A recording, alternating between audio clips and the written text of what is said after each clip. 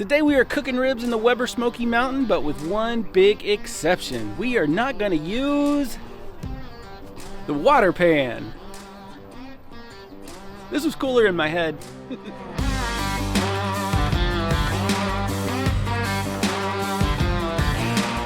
Okay, this is just stupid easy. In fact, that's kind of the whole point. If it wasn't easier, I wouldn't do it. You set up the cooker exactly like you always do, except when you get to the part where you shove the water pan in your cooker, instead you shove the water pan up your...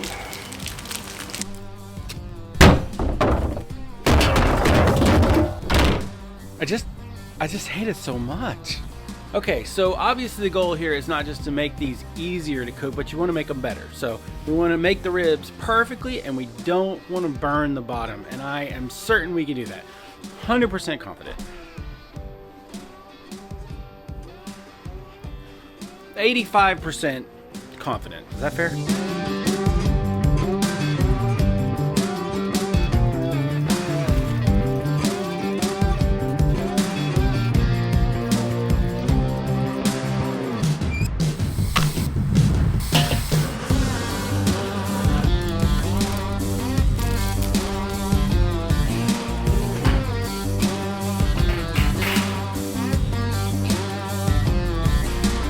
Alright, now we got our pit up and running. We're shooting for a target temp of 275, and that will not take long because without the water pan in the pit, it's just super efficient. Plus we're using lumps, so we should be ready to go lickety split. I'm gonna go with lickety split.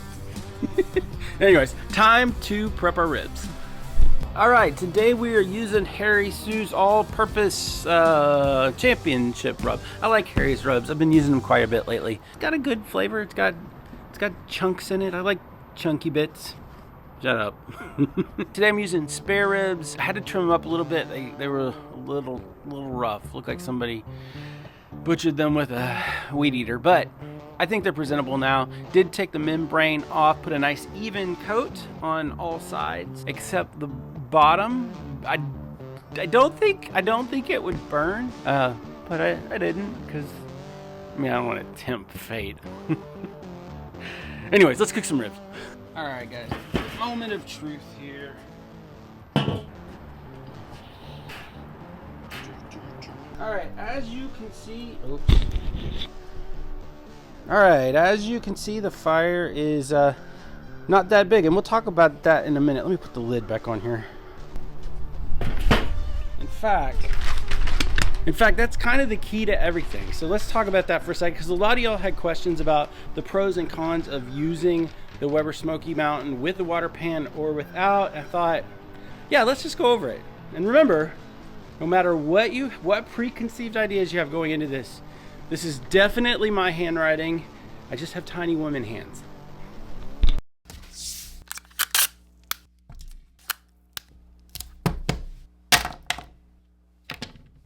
So real quick, I want to do a comparison between using a water pan versus not using the water pan. Why would one person choose to go this way while another person would choose to go this way? Well, the first reason someone might use a water pan is because of the temp control. With that giant heat sink, that water pan, it really helps keep temperatures under control. But it's still really good without a water pan. I think that's because you have great oxygen control with the Weber Smokey Mountain, and also it's just a huge cooker. So with all that air volume, there's just not a lot of variation in temperatures. Secondly is flavor. With more moisture, you get more smoke flavor, and that's always good.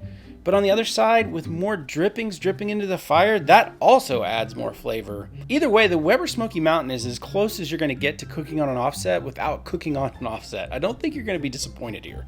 Lastly is heat diffusion. That giant metal bowl protects the underside of your ribs and briskets from burning. But again, the Weber Smokey Mountain is so big, there's a lot of distance between the meat and the fire. That also protects the bottom of your meat. And you got great fire control, so as long as you keep your flames under control, you shouldn't have an issue.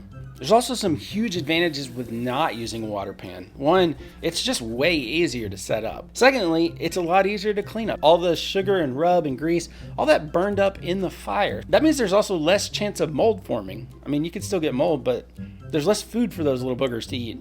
And lastly, you have easier access to coals. Without the water bowl in the way, you can get right at your fire super duper easy. So that's why for me, after doing it both ways, I just decided that water pan is less than no water pan. It's just math.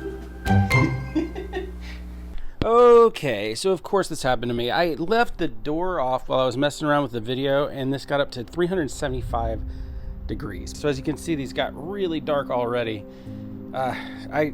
Anyways, I got this back under control. Temps are coming down. As soon as they get down to like 275, I'll put them back. I'll put them back in the. And this only happens when you're shooting a video. I don't know how this is going to end now, but we'll figure it out. It's all part of the plan. Science. Yeah, let's go with that. All right, guys, it's been a couple more hours. Y'all, I totally recommend this. This is the easiest way to cook ribs ever, except for losing control of the temperature. I don't recommend that part, but the rest of it, I mean, it's just not an easier way of cooking ribs. Brisket and pork butt, pulled pork, is a little bit harder. If you want to see a video on that, let me know in the comment section below. What is that? What's up with that finger? It's my tiny woman hands. If you're interested in a video on that, let me know in the comments below, and I'll try to work that out.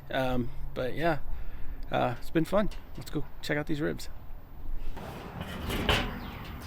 Oh yeah. Yep.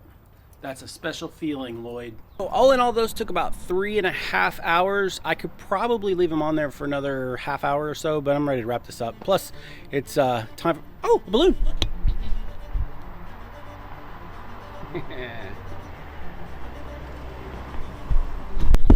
Sorry, ADD moment there. What was I saying? Oh yeah, now it's time for a saucy montage.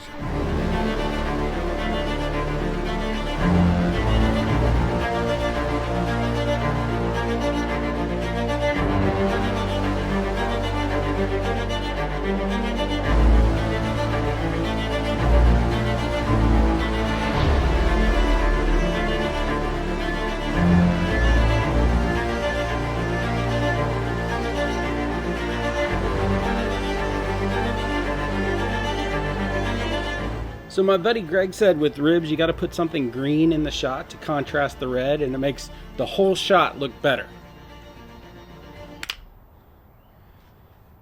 Oh yeah, that's nice.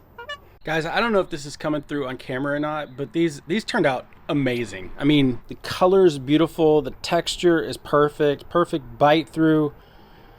Now here's the real test. Here's the real test. Moment of truth. Dun dun dun dun dun dun dun. Oops, dropped the wrong way.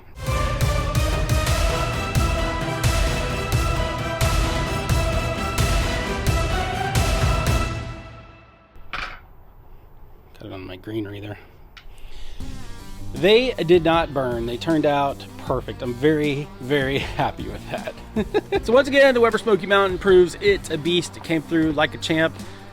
Try it. Just try it. I mean, if you don't have to do it more than once, I'm not going to come over and yell at you if you don't like it.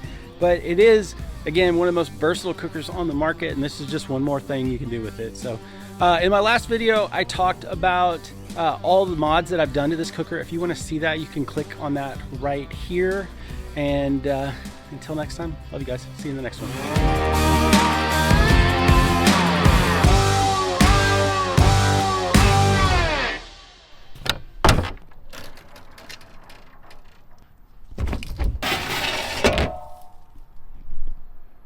I still hate it though.